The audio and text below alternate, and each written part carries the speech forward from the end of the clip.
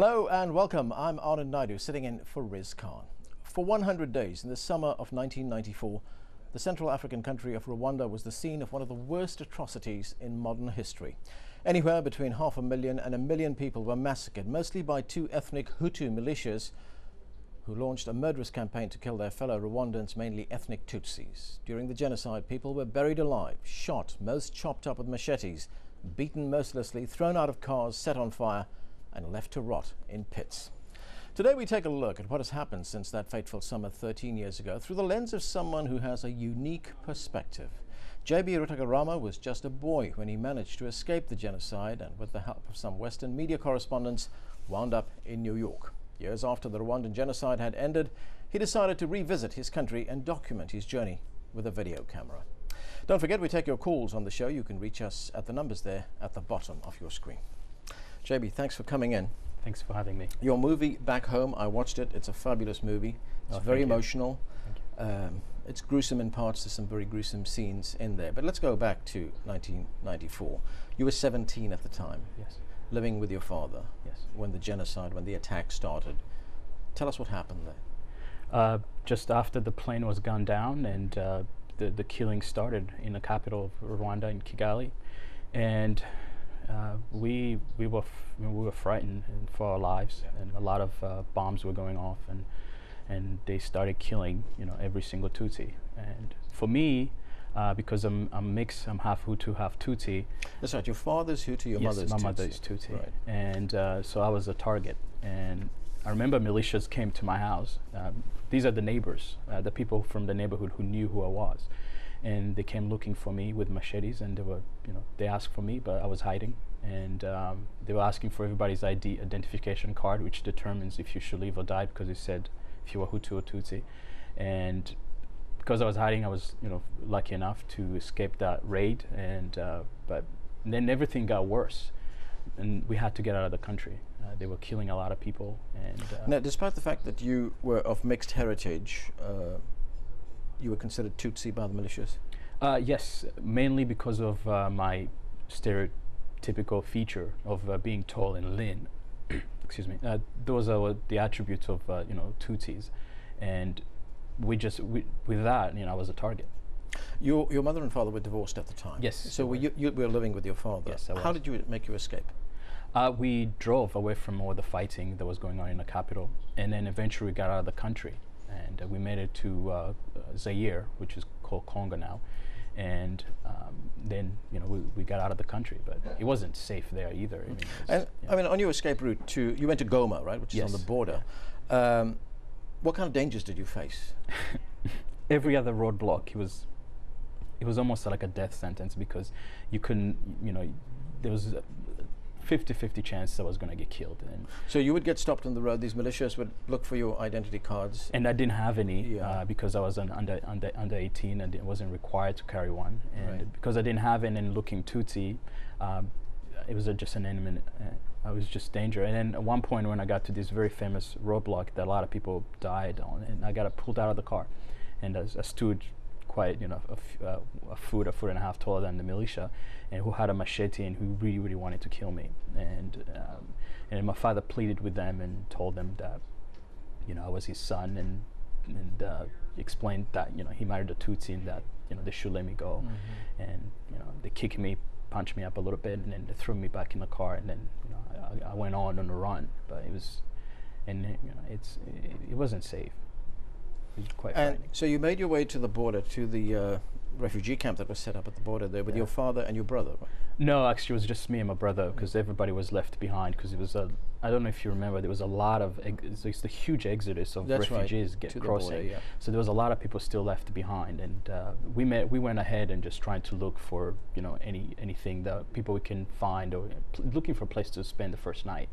And the conditions were really, really bad. It was terrible. People were dying in refugee camps, and in the lake you'll see dead bodies, and it was terrible. And then there was also cholera. I mean, if you don't die from a machete, it would be a bullet or any diseases that was set in a refugee camp. And eventually we spent first night in the volcanic rocks in the Goma, and the next day I was looking for information and trying to see if we can find jobs to work as a translators in a refugee camp with, they said, the Red Cross or other organization, because I spoke pretty good French, right, and I could have helped these aid workers. And I eventually made it to the airport where the media was. I was looking for information for where I can find the Red Cross, and then I was hired on the spot by the media to work as their fixer and translator, and then that's when I met my two new mothers of that time. And these were the reporters that really saved my life. This was a reporter that worked for an American network as well as a producer. Yes. Two women. You met them, worked for them for a little while. Yes. And me and my brother worked them for about a week, and we connected, we became friends, and they started caring for me, and then they overpaid me, and then we eventually, I eventually made it out of Goma, and then was given also a visa to immigrate to Europe, to England, and they were based in London, and they took me in and made me a family member, and they nurtured me. When you got to London, you went to school in London? Yes, I went to, first I had to learn English, and I had to be exposed to the culture and make the adjustments, and then eventually went to school, to film school. Right. And your brother was with you at this time? No, actually, unfortunately, my brother was probably, did the bravest thing. He went back into Rwanda to look for From the refugee camp he went back? Yeah, afterwards when he was settling down. He went back? He went back. And what happened? He went back and he was looking for a mother for many years, trying to find out what had happened to her, or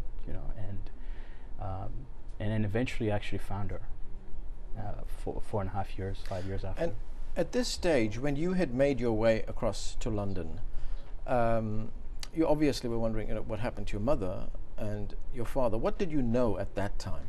Well, at the time when we left when I left Congo, it was I was told that my father had perished in the crossfire on the border, because a lot of people died when the militias and also the new government at the moment were fighting on the border, and everybody had told me that that's where my family and my father and my younger sister had died on the border. Now, in the movie, in the documentary, your mother was taken from her house by a neighbor to the Hotel Mille Collines, which is famous hotel in Hotel Rwanda. In fact, that's the hotel that they refer to. She was there initially, and that hotel was attacked by the militia. Yes, basically when we were still in Rwanda, I was still in touch with my mother, right. And before we left, we had heard that the militia had attacked the hotel and they had started killing people in the hotel, and I mean, we were fearing for her life, and when I left, I really knew that she had died, because in the hotel of the Mille Collines, because a lot of Tutsis, at that time, it was, to be alive in Rwanda in April 1994, right, yeah. You had to be really, really lucky. Yeah, that is dramatized quite graphically in the movie Hotel Rwanda. Yeah. Well, let's move to the last few years. Then you decided to make this movie, to go back. Yes. It was a kind of trip of reunion, reconciliation. Yes, actually, I had obviously moved to the West and had made a new life. I had to start over again, but then, from running all these years from my past, everything came crashing. Especially with the 9/11, when the Americans were, grieving and everything else. I really needed to face my own past, because you can't keep running. You have to really face it. And then I went with a friend with a camera. It was quite intimate, and we decided to make this documentary called Back Home. It's a very personal story, a very private story in many respects.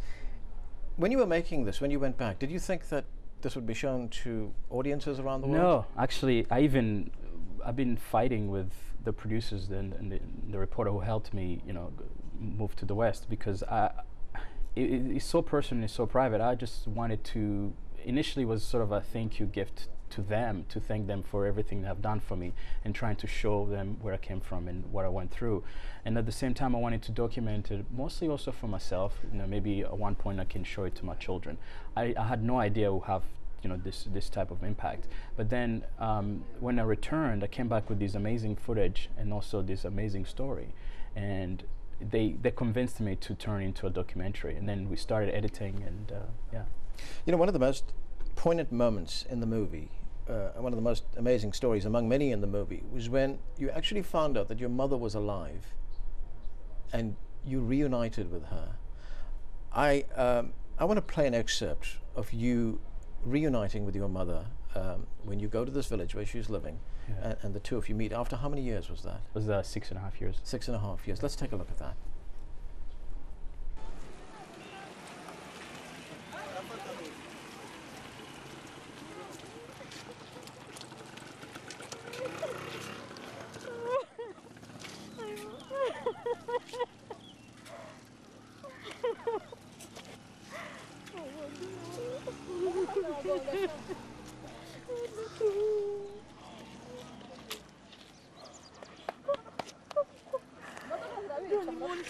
Don't cry, my son. Don't, please.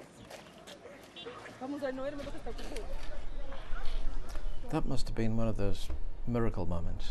I can't explain it. It's just all these emotions, and it's just, I must say that's the most memorable, most amazing moment in my life, because I never had thought I would be able to hug her again when I left Rwanda, and just to be able to see her again, it was, I just can't explain the feeling. It's hard to describe. I would imagine so.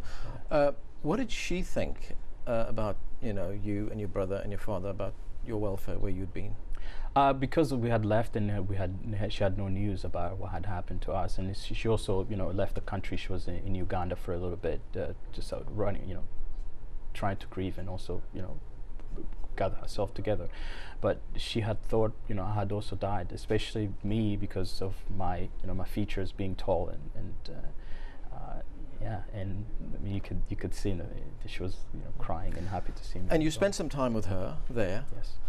But she still lives there. Yes. She's decided that she would not leave. No. Did she tell you why she would not leave there? She tells me that it's because she loves the country. She loves the people. It's her home, and she will not leave. I mean, I gave her, I did ask her if she wanted to come and live with me in the States, but she just can't. She's happy living in Rwanda, and it's her home, and it's because the country is beautiful, and. There's also one other part of the movie. Unfortunately, we don't have too much time left, but there's one other part of the movie where you say, I still have one person to see, and that was your brother, Jean-Paul. Yes, Jean-Paul, my brother, yes. Who died from malaria when he went back. I want to take a look at that, show the audience that excerpt as well. Let's take a look at that. Right here. Weeks later, Jean-Paul got malaria, and he died after 3 days in coma.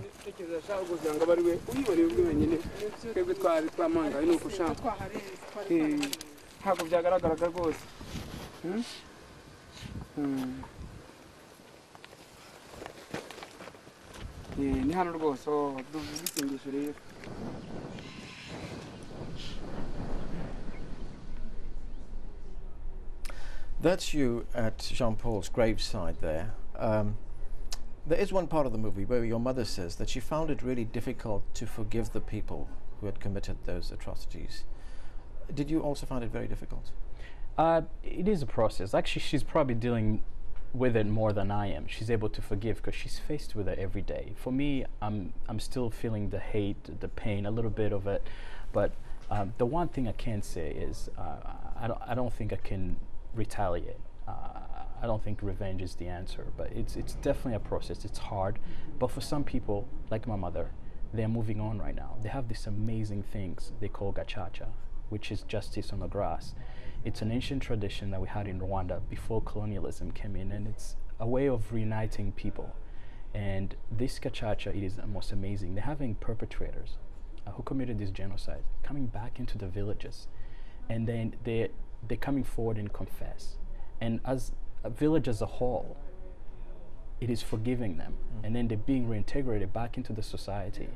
And I mean, last time I was there, there were stories about perpetrators marrying, victims, and it's unbelievable. It's a kind of truth and reconciliation. It's similar to truth and reconciliation, and it's working. Let's take a quick call in from one of our viewers. Shokat from Manchester is calling. Shokat, go ahead with your call. Hello, yes. I can't hear. Your line is very faint, but I'll put my question anyway. When I watch documentaries or films about Rwandan genocide, it makes me feel very angry that the world could have prevented this genocide from happening. Does this gentleman also feel the same? Thank you. Yeah, actually I do.